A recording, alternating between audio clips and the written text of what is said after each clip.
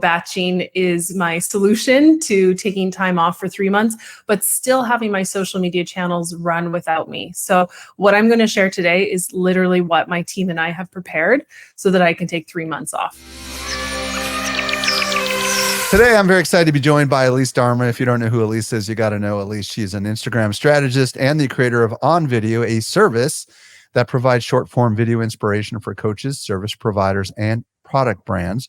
Her YouTube channel is at Elise Dharma and is focused on social media marketing. Elise, welcome back to the show. How are you doing today? Thank you, Mike. I'm super excited to be here. I always love chatting with you. And I know you're mostly in the host seat, but I love when I get to even get to be coached by you a little bit. So let's see where today's conversation goes. Well, I can assure you today you're going to be the one doing the coaching. I'm super excited. Today, Elise and I are going to explore how to batch your Instagram Reels.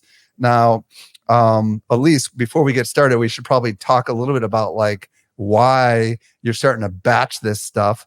Why don't you tell everybody a little bit about what's happening in your life, and then we'll get into a little bit more of where we're going with all this.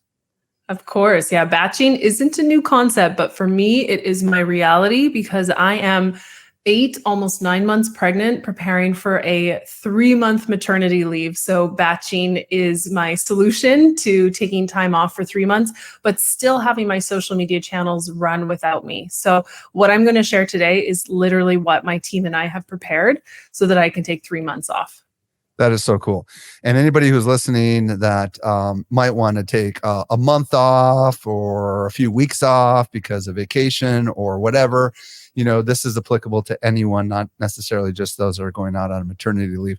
So let's first talk about Instagram Reels and why they're so important, because I know some of my audience is not using Reels. Maybe they're all in on stories and feed posts, but they haven't really embraced Reels. Why don't you just explain to them just for a few minutes about why Reels are so critical for Instagram? Yeah, for sure. Well, if you follow Adam Mosseri, the head of Instagram, you know that he won't stop talking about them. And he likes to give product updates as to where Instagram is going. So it's pretty clear that they are the future and they are a big part of the Instagram platform.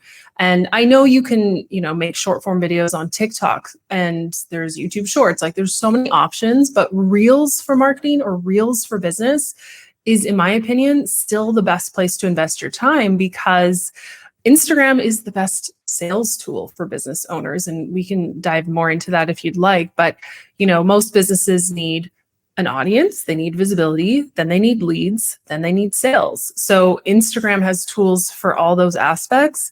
And Reels are amazing for visibility. So many businesses invest in paid ads, right? But you could just post for free or post to a free app like Instagram and get your Reels in front of a targeted audience and build your audience and build your visibility in that way, that organic way. So Reels are amazing for visibility. I was reading a stat about TikTok versus Reels because people are always wondering, where do I invest my time? And, TikTok has a higher engagement rate. TikTok's also known as the place for virality and where trends start, but Reels have the highest watch rate. And I think that watch rate is what makes them a more effective tool for content marketers and for businesses. So all in all, they're amazing for free visibility, audience building. And then when you've got your audience on Instagram, Instagram is the perfect tool to lead them to your offer or lead them to becoming a sale. You said watch rate. Do you want to just kind of explain what you mean by watch rate? And also a second question, what percentage of Reels, I don't know if you have the answer to this, do you feel like is seen by new audiences, not necessarily your followers? That's a good question. So watch rate is referring to the length of time that someone is spending watching a reel, maybe watching it again. And that's kind of the whole game with video platforms. Just like YouTube has a big focus on retention rate. How much can you keep someone watching a video? So Instagram's got the audience hooked. And then in terms of your second question, that was about, what, remind me again? It was about what percentage of your Reels is seen by an audience that's new to you?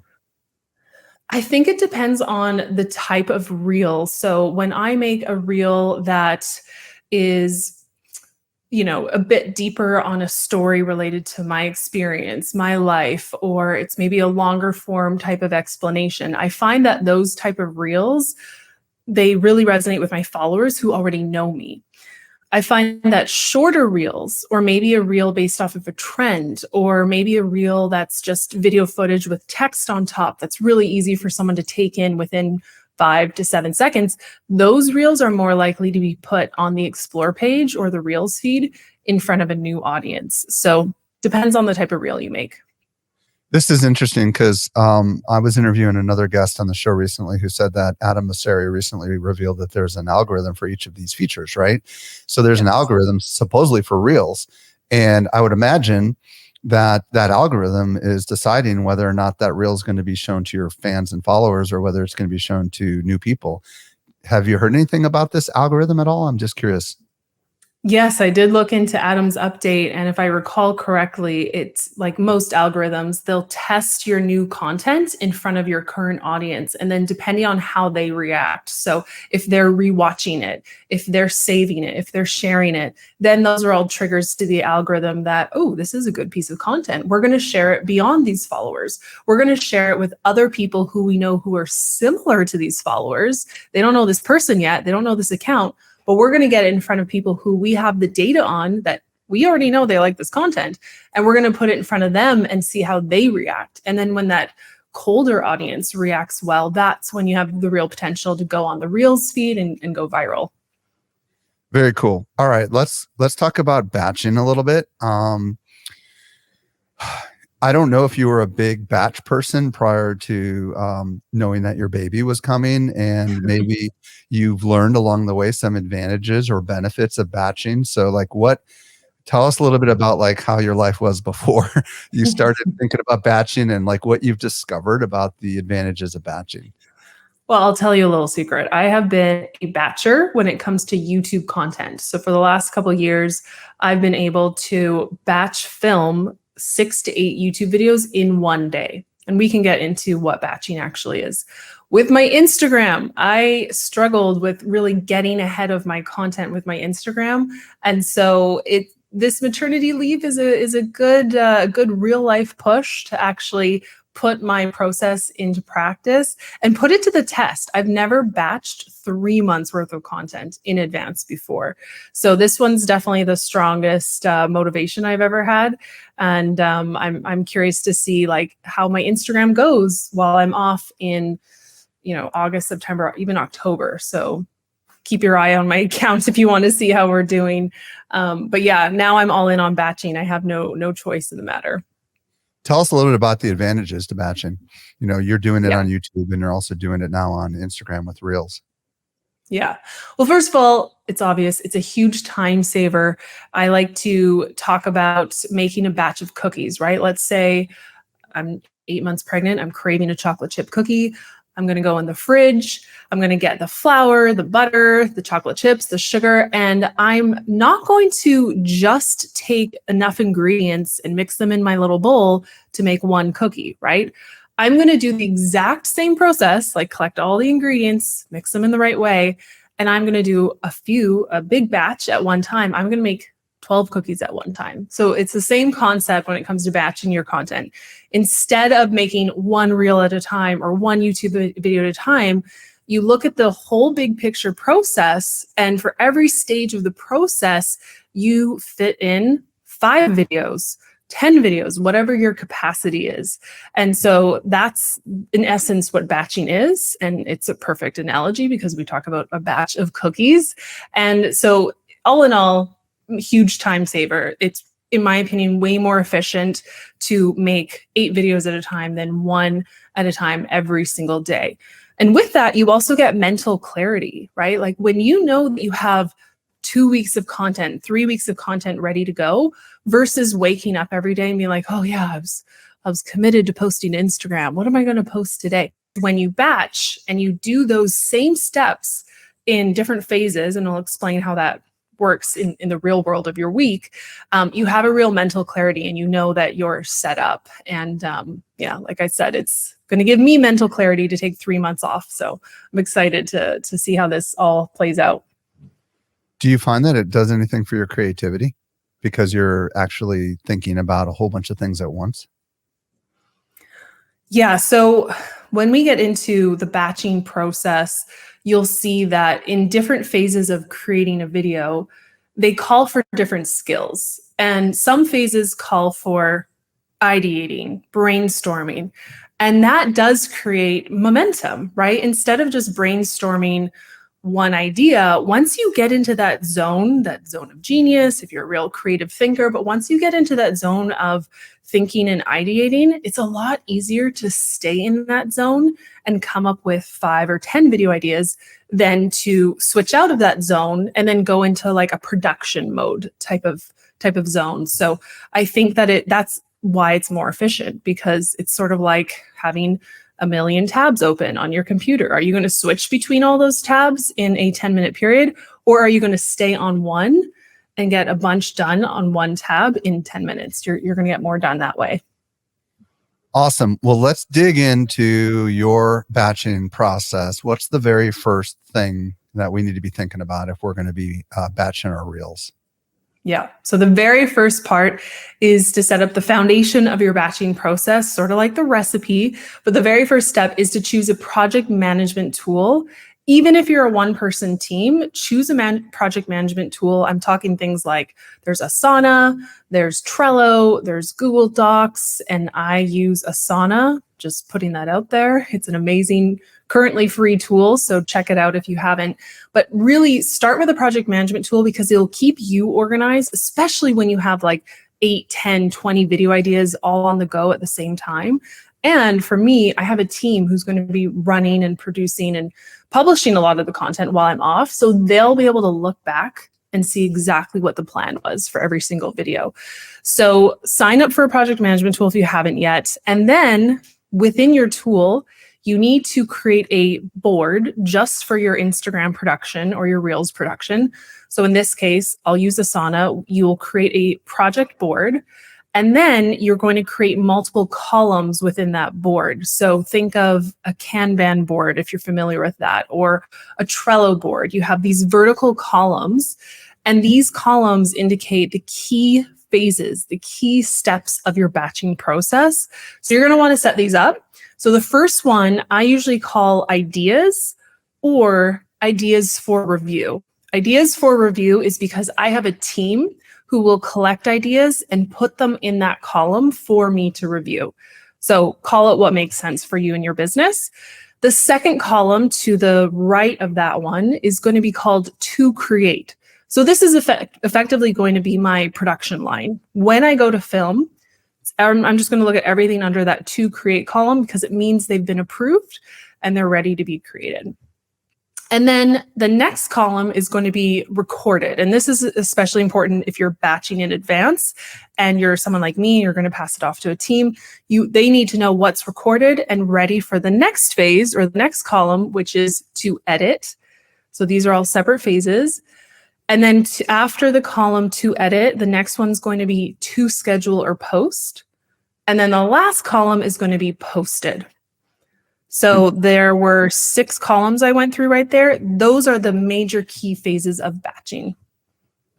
Got it. So what I heard you say is you've got ideas and ideas to be to review kind of as one, then to create, meaning, you're going to pick out of those ideas to create something, and then recorded, and then edit, and then to schedule / post, and then finally posted.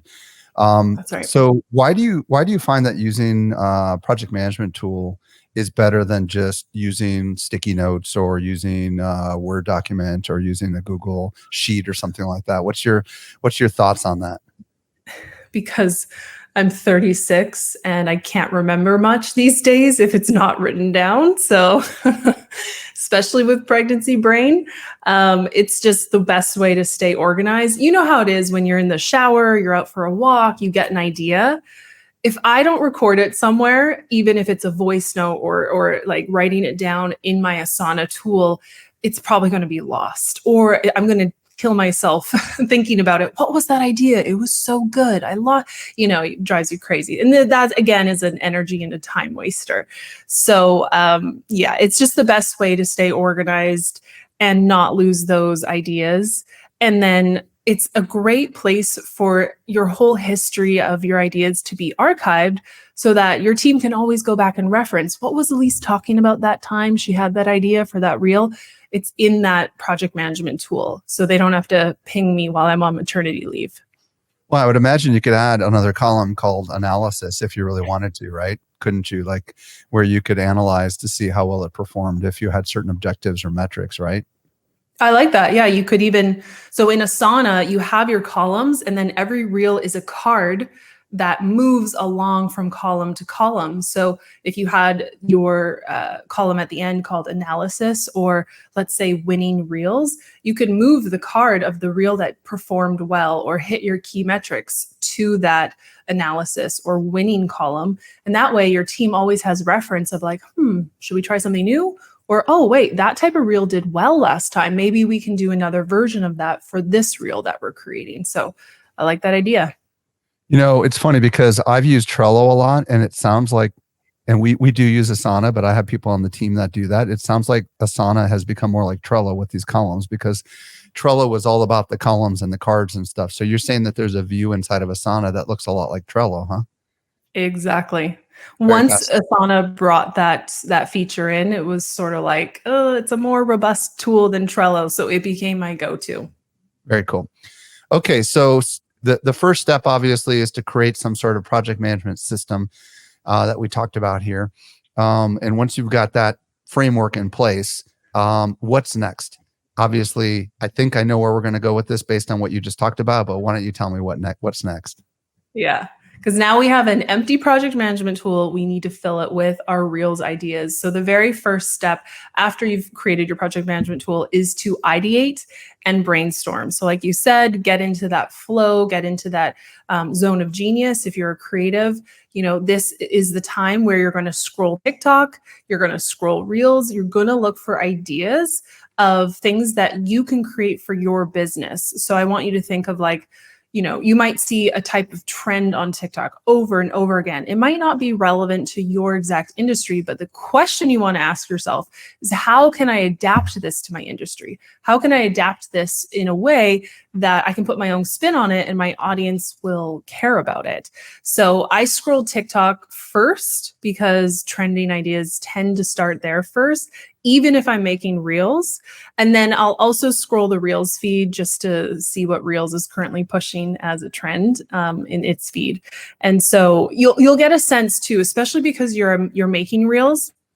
If you see a lot of, let's say, talking head videos, so those are videos where someone's talking to camera, they're saying 3 tips to writing a better email subject line, you know, they're sharing a tip. I call those talking head tips. If you see a lot of those in your Reels feed, that's your sign, oh, Reels is pushing talking based videos. Or if you see a lot of Reels with the same audio trending and there's video footage with text on top, that's your cue. Let's try a reel similar to that one. So you're going to scroll TikTok and Reels for ideas. Every single video idea you come across that you think you can use for your business or adapt to your niche, you are going to create a card in Asana and give it a name. Like you can give a quick summary of what that reel or TikTok is, and then link to that inspiration reel that you found. Okay, so you don't want to lose like where the idea came from.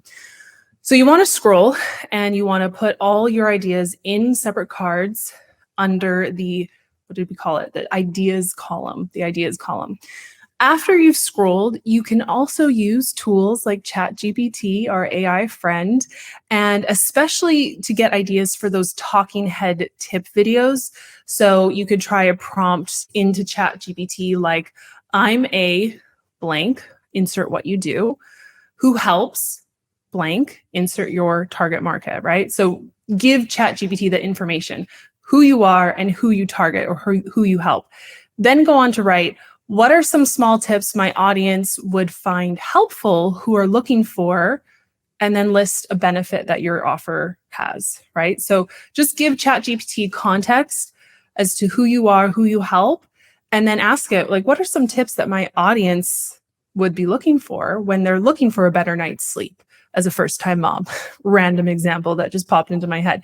So give it some prompts. Another one you could do, and I like doing this one too, especially for talking head videos, is same idea. I'm a what you do, who helps, insert your target audience, and then say, what are some questions my audience may have before buying my offer that does, and then tell ChatGPT what it does. What are some objections they might have to buying? Don't be afraid to create videos. Yeah, just to clarify, what are some questions I'm a marketer who helps other marketers. What are some questions my audience may have before purchasing tickets to Social Media Marketing World? Is that what you're saying? Something along those lines? Exactly. And I would talk about what Social Media Marketing World is, right? Like I'm a marketer who helps. Believe it or not, in this case, it knows what it is because it's been around for a decade. You know what I mean? So it's true. One fun thing I like to do with ChatGPT is just type in, who is Elise Dharma? Who is Michael Stelzner? Does it know who you are? It does. I mean, it can source information from the internet and pulls my bio from somewhere. But yeah, you would say, what are some objections that people might have to attending Social Media Marketing World in San Diego in 2024? And ask the tool, and it's going to come up with ideas. And so when it tells you the reasons why people might not go, you can then prompt it even further, be like, okay, so if people are worried about cost, what's something I can share to them so they understand the value of why this is worth their investment, right? You can keep going back and forth with ChatGPT. So I'm not going to go too deep into ChatGPT because there's an even better tool that I like. Before you go there, the objection handling thing is really powerful in ChatGPT. So you can say, help me overcome this objection, and it will actually help you. Like, give me 5 ways to overcome the objection of travel costs. You know what I mean? To a conference or whatever. So FYI, just go on with the next thing. I wanted to throw. So that closes the loop too. Instead of just getting the list of objections, ask ChatGPT, well, what are the answers to those objections, right? Exactly. Yeah. So I like ChatGPT. It's amazing for brainstorming. But one tool that people may not realize is out there is a Google tool called People Also Ask.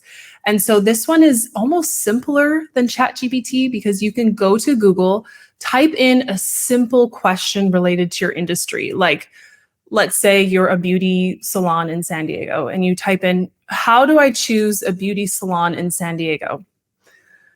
Scroll down the first few results, and you're going to see a section that says people also ask, and Google will give you actual search terms that people are asking related to those keywords that you just gave it, right? Like, how do I choose a beauty parlor? What factors should I consider? What's the difference between a parlor and a salon? Who is the target market for a beauty salon? I actually inputted this example, and this is what Google gave back to me. But this is the beauty of this tool. When you click on any one of these suggestions, Google then automatically populates even more suggestions. So all you have to do is like click through a couple of these suggestions, and soon enough, pardon? I said, that's really cool.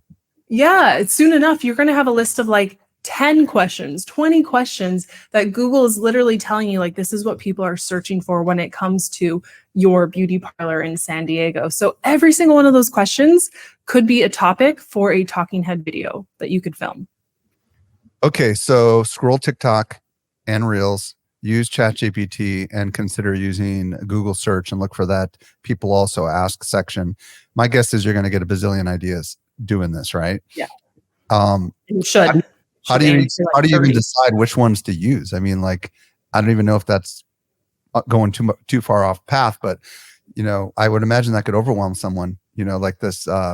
Having too many options can lead to paralysis sometimes when people are trying to make a decision. Like, my wife and I will go into a store looking for birthday cards, and there's like 10,000 of them.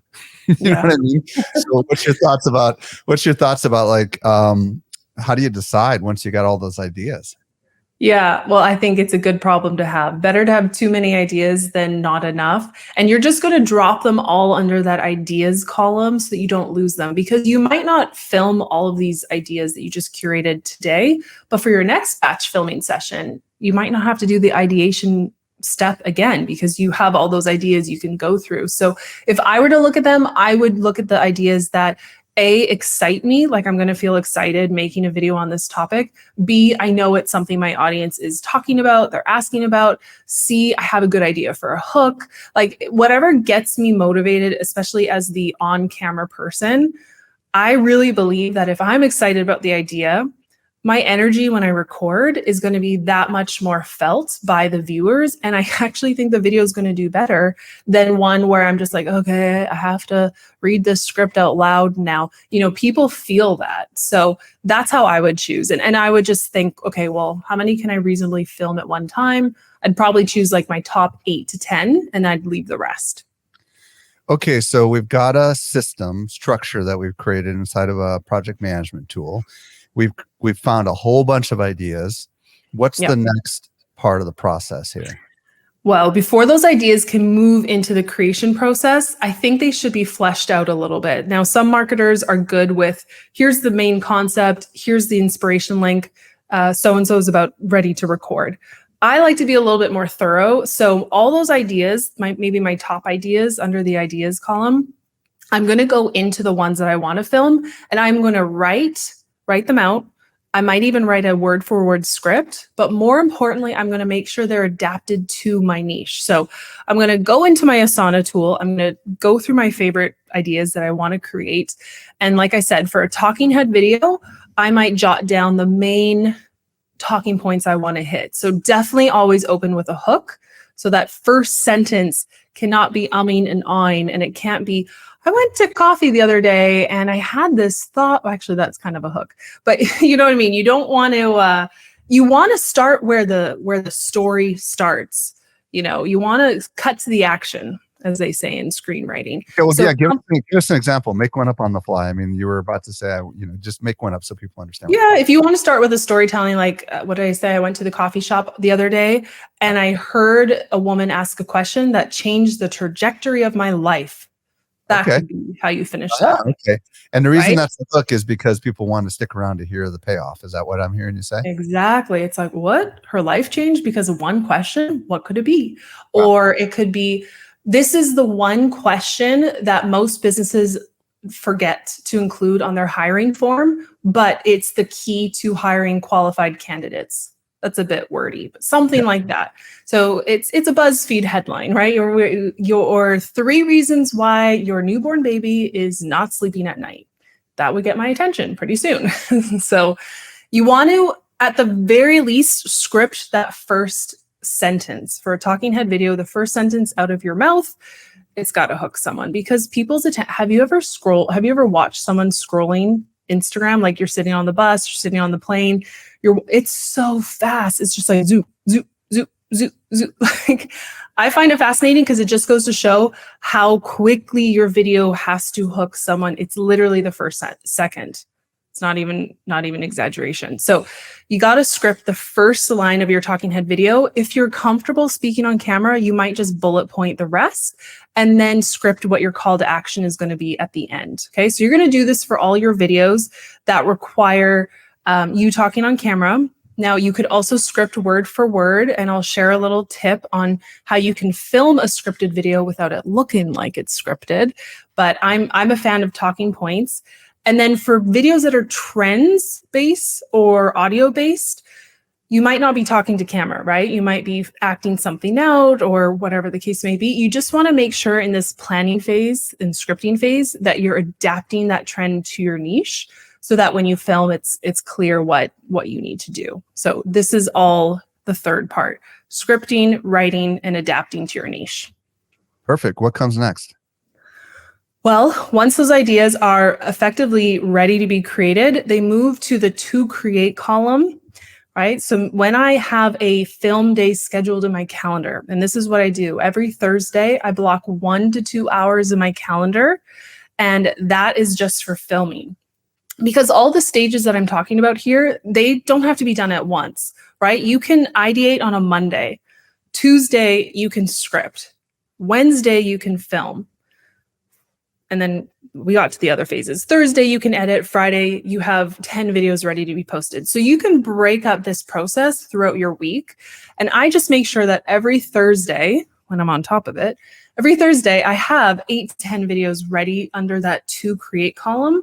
And then the time's already carved out in my calendar. So that's what's going to happen in your next step, is you are going to look at everything under the to create column and film those videos in one go. You're going to film them, save them as drafts, and then move on to the next video. So you're not stopping to edit. That's the key. So before you get into filming, there's a couple of settings for your camera that I want you to look at. First of all, I film on my smartphone. You don't need to film on a DSLR. Keep it simple. Smartphones have a very high resolution camera. Just go to your camera's settings. So I have an iPhone. You can go into the settings of your actual camera app and make sure that you're filming at a high resolution. I like to film at 1080p and 60 frames per second. So it kind of gives that like almost cinematic look to your videos. I turn HDR off because most apps will compress the video once you do publish it, but I make sure to film in at least 60 frames per second. So it's going to be high quality. HDR, I thought that resulted in a better quality video, or is that a compression algorithm? I don't know what HDR is. Do you know? HDR, I believe, is equivalent or even higher resolution than 60 frames per second. I just find that it takes up so much space, so much footage space when you're filming. And then the video does get compressed when you upload it to TikTok and Instagram. I just think it's like not really worth it, basically. But 60 frames per second is worth it. Yeah. Now, 60 frames per second has got a different look, obviously, than the 24 frames or whatever, right? So do you find that a lot of people are doing, can you tell when you look at a video if it was filmed in 60 frames per second? It looks a little bit more like when you watch television, it's like a movie versus like a sporting event almost, right? Exactly. It like removes the pixelation that social media images and videos often have. It looks more like a cinematic video. And I can tell when I'm scrolling, when it was filmed high res, even if the app compresses it a little bit, it just looks so much more visually pleasing to look at. So that's why the 60 frames does is what you're saying, right? Exactly. Yeah. You just have to make sure you have plenty of storage, obviously, on your phone. Right? You do. Whenever you buy a phone, get as much storage as your boss will allow you to, because you're going to need it. Yeah. So that's your camera setting. This is before you've actually started filming, right? The other thing I want you to set up is a lav mic tool. Lav mic stands for lavalier. It's a French word. You know what I mean? I think you got it right. Yeah, I think that's what it is. Yeah. I call it lav. It's easier to say. So you'll see people wearing like a little mic on their shirt, or I like to actually buy this little mini microphone. It's about 2 inches tall. It's a silver mini microphone. It plugs into my smartphone and it actually has decent audio. So I will hold this little mini microphone for better audio, and it's actually fun for your audience to see because it's a cute little mini mic. And I've used this mic for a year and I still get comments and questions like, OMG, where is that from? So it's enjoyable for your audience when you use those that are curious. We have the link to where you can get it on Amazon. So be sure to look at our show notes if you want to get that cool little mini microphone, because it is totally unusual. I mean, it looks like a tiny little version of the kind of microphone somebody would hold if they were interviewing someone, right? Yeah. But it's got a cord on it, right? Or is it wireless? I don't remember. It's got a cord because it connects to your smartphone, and it's just one more reason for your video to stand out, to be honest, because people are scrolling so fast, and when they see something fun and cute, they're more likely to stop. And here's a little tip that I've done before in my videos. Because the mini mic has a cord, sometimes I will wrap items around the cord or with the cord. So like I'll stick a flosser in there, or a tampon, or glasses, or like random stuff, you know, the bottom, I don't know if you know the bottom of a purse, but the bottom of a purse collects a lot of things. And then when you pull, I've carried my wife's purse. It's very heavy. I have no idea what she's got in the bottom of that thing. Most men don't look, I would say. But like, it's like when you grab your headphones, your old school headphones from your purse, and they're tangled up and they pull up all this junk. Yeah. I purposely tangle things into my cord, and I'll still hold my mini mic, and the things will be like dangling off the cord. Oh, because it's one of those curly kind of cords is what you're talking about, right? It can be, or you just like get creative of how you loop things through it.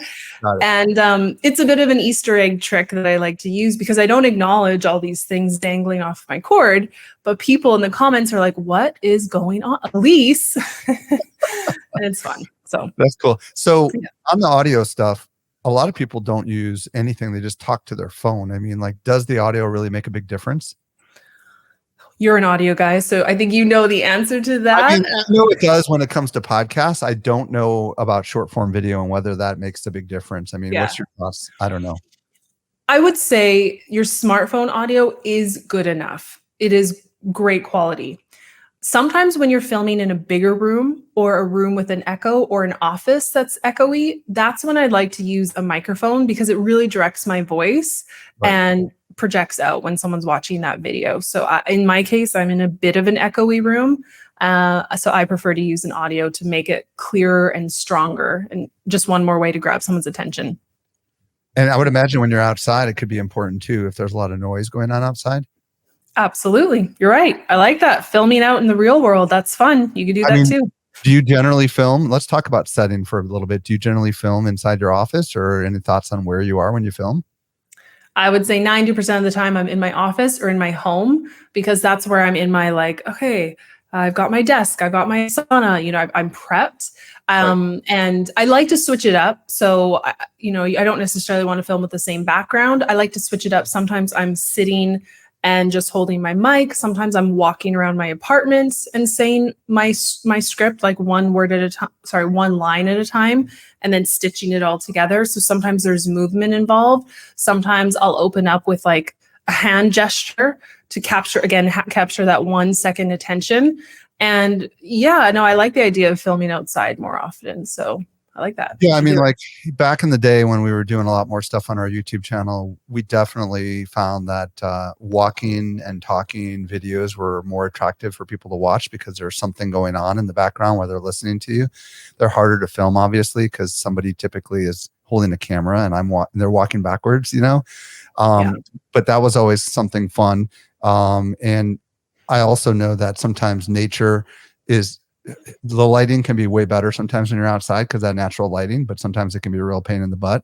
Mm-hmm. So it sounds like a good lighting is also pretty important, right? Yeah, I like to face the window, or in my case, it's evening time in Barcelona right now. So I have a ring light on me. As you can see, the sunset going on behind me as well. So I think lighting and audio add so much to your video on top of your content. At the end of the day, if your content is good, that's what's going to get the reaction. But when you can have a crisp audio and you're well lit, you're not blurry, pixelated, or shadowed, people are going to be more interested in watching you. So that also brings me to another prep tip you can do for when you're filming is to have props handy. So that mini microphone is kind of a prop, but it's really for good audio. By props, I mean, you're going to be filming 8, maybe 10 videos in one go. You might not necessarily want to wear the same outfit, or maybe some videos you're pretending to be your client, or you're pretending to be a potential customer. So have glasses handy. I have these blue light glasses that I don't even use them for work, but they're a prop, right? So if I want to change character but not change my outfit, I'll put these glasses on, or I'll use them to swipe up when I start the video. Because again, I want some sort of action, or I'll be like, whoa, I'll swipe it near my screen. So it just gives you something else to do, right? To not be a static talking head. A blazer, a baseball cap, a sweater, a new shirt, it doesn't matter. I also have what I call a extra burner phone. So this is a prop phone. It doesn't work, but if I'm filming a video where I'm holding a phone, or a phone could be a prop, I'll use my real camera to film, and this is just something I'm holding. So have props available. Let's talk about teleprompters too, because you kind of teased that a little bit earlier. Yes. So now this is the big stage, right? Filming is a big stage. So I know I'm going through a lot, but you're kind of set up, you're ready to go, you're ready to film. In my favorite current app right now, it's not Instagram, it's not TikTok, it's called CapCut, which is owned by the same company that owns TikTok. Inside of CapCut, CapCut is, first of all, the best video creation app that I've come across in a long time. And one of the best features and tools within CapCut is something called Prompter.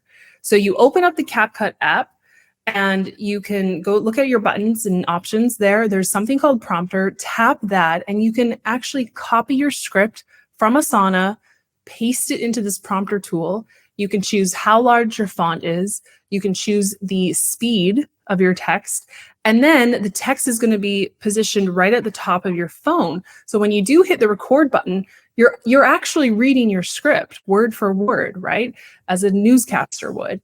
But the script is so close to your phone's camera that in my testing, it does not look like your eyes are actually reading a script. So for someone who's a little nervous to speak on camera or worried about it taking forever because they're going to do multiple takes, you can film your videos in one take with this prompter tool. I really love it. I got to tell everybody a dirty little secret. When I used to do a lot of video, I'm talking like YouTube style video and documentary and all that kind of stuff. Less the documentary stuff and more like the pre-recorded videos that were highly produced that were designed to be like tips and techniques. I would have my team print out in huge letters and tape it to the outside of the camera, the script. You know what I mean? And literally, I would look down at the script, memorize the sentence, then I would look at the camera, and that we'd be in motion. So we'd have the ability to cut scenes and stuff like that, or cover it up with B-roll. But it is really, really helpful to have like a teleprompter, even if it's not your script. It could just be the bullet points of the concepts that you're about to talk about, right? Exactly. Like if you're someone who is comfortable on camera, you can riff a little bit. If you see your hook, your opening line hook, and then the 3 key points you want to hit as bullet points, that's all you really need to see. You can just slow your prompter tool down to give yourself a bit of time to add some filler words and whatnot. But you can, I just think it's so much faster than, and I've been there with you, Mike, writing out my lines on pieces of paper and looking at them really quickly and then trying to memorize them and look at the camera. Because the last thing you want is to look like a stiff person reading lines on camera. That's not going to come across as very watchable. But this tool is a really, really good hack for getting your videos done really quickly. So let's say you screw up, and can you take multiple takes and just how do you, not everybody is going to be as sophisticated as Elise where you can get 8 done in 8 to 10 done in 2 hours. So do you just keep recording and try multiple takes and then let somebody edit it later? Exactly. I just find that we are often our own worst critic. And I have a rule with myself because I am a perfectionist. And I think I have to nail this. I have to get this perfect. And from the outside, it might sound perfect. And in my brain, it's not good enough. So I've been known to redo it and redo it and redo it. So I have a personal rule with myself, 3 takes maximum. Sometimes you do. Wow. Yeah, that's it. Because it's a time benefit equation. I don't know what that is exactly, but is it worth me spending 20 minutes on this video that's going to be a 15-second video in total, or 5 minutes? Probably the 5-minute version of that video is good enough. So sometimes you do flub your words. Sometimes you fumble your sentences. You want to restart that. And I find that when I try to keep my limit to 3 takes maximum. And then in editing, it's amazing what editing can fix.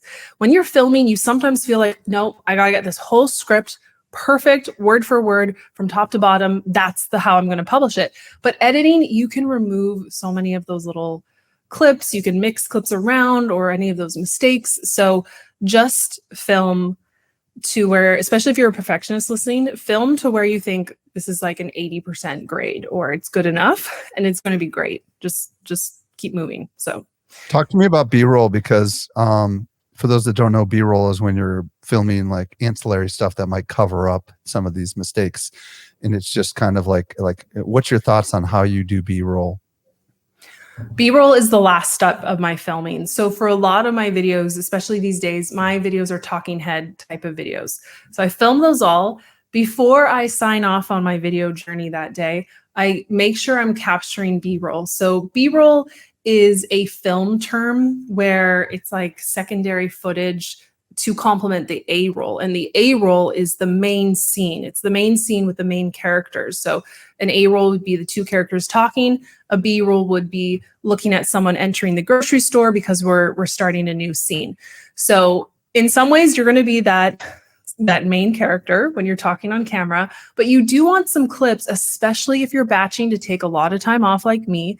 You want some clips of you doing B-roll type of activities. And this is really handy because when you build up a B-roll library, which I have, and I'm leaving it with my team, they can then go through and look at all these clips of Elise doing random things. Some clips she's working at her desk. Some she's eating breakfast at her desk.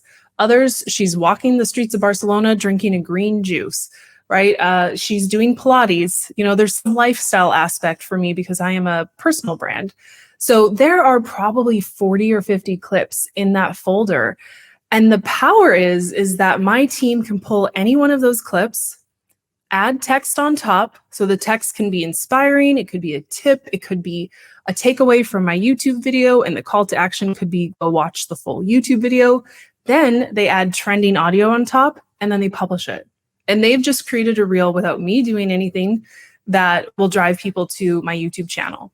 So that's the power of B-roll. And I always make sure if you're already filming, if you're already dolled up, if you're already in filming mode, go and create some more B-roll clips. The fifth step is what? Well, you've reached the bulk of what you need to do, especially if you have a team. So for me, when I finish the filming, the fifth step is to transfer the files that are all on my phone to my team. So this is where we're going to actually go back to Asana. And Asana, if you have a free account, I believe you can upload up to 100 megabytes per file to the Asana card. And so you could just drop your recordings right into that Asana card for that particular reel, and your team has the raw footage, right? Or if your footage is a bit higher quality and it needs more space, you just have a Google Drive folder organized by your video titles and drop in your files there. So this is really important. There's a file transfer that happens, especially if your team is going to take this process from you from this point on. Now, you might be a solopreneur. You might be a one-person team, and you don't have anyone you can pass the files to who are going to edit and publish for you. So in that case, you're going to set aside one more day in your week for the next process, which is editing, right? So you've saved all your files to your camera, especially if you've filmed in CapCut. You're not filming within TikTok or Reels. You're filming and the video is saved on your camera roll. And then you're going to have an editing day where you go through your 10 filmed videos and you trim the ends, right? You trim that dead air type of moment. Any moment where you're not speaking, you're taking that breath in, cut it out, because people have a limited time attention span. And then you're going to add your text, you're going to add your music, whatever is needed for that reel. And then you can go ahead and save a copy. Like let's say you edited in the Reels app or you edited in the TikTok app. With a reel, a talking head tip, you can save a copy to your camera roll just as backup. And then my favorite part is you're not going to publish it right then and there because you're just editing, right? You're going to save it as a draft. And by the time you edit all your reels, you're going to have your 8 to 10 drafts ready to go. And then that's going to take those drafts to the next and last phase, which is to prep them for publishing. So again, whether you're doing this or your team, prep for publishing means for every single video, you're going to add a caption. You might want to add a cover image. And then in Reels, another reason why I love Reels, there is an option to schedule that reel out. So if you are in a creative mode and you write a caption for all of them, you get your cover image done, you can actually schedule them out in advance so that you can take your month off and your reels are going to continue to publish without you. Elise, this has been a ridiculously valuable discussion, I think, for so many people because you've laid out the entire process. Thank you so much. If people want to connect with you, knowing full well that by the time this comes out, you're probably going to be out on leave, but if they want to watch your content or they want to connect with your company, where do you want to send everybody? I know I've talked a big game, so check out my Instagram at Elise Dharma to see what happens while I'm off this summer on my maternity leave. That's the best place. And know that, yeah, you will be connecting with my team while I'm off more than myself, but I'll still be checking my Instagram, I'm sure. Then if you want more of this how-to style in the way I teach and share information, I would check out my YouTube channel. That's got a ton of tutorials for both Instagram and TikTok. And yeah, if you're interested in like done for you video ideas that are already adapted for business owners, we've done the sourcing for you, the curating for you. I've got a program called On Video, so you can head to onvideo.co and check that out and get a freebie full of free reel ideas that you can put into practice today. Elise Dharma, thank you so much for coming on the show and making time during your really busy schedule to enlighten us. We're better because of it. You're so sweet, Mike. I'm more than happy to make time for you. I hope I can make time for you again in the future, even with a little baby by my side. So yeah, thank you so much for having me.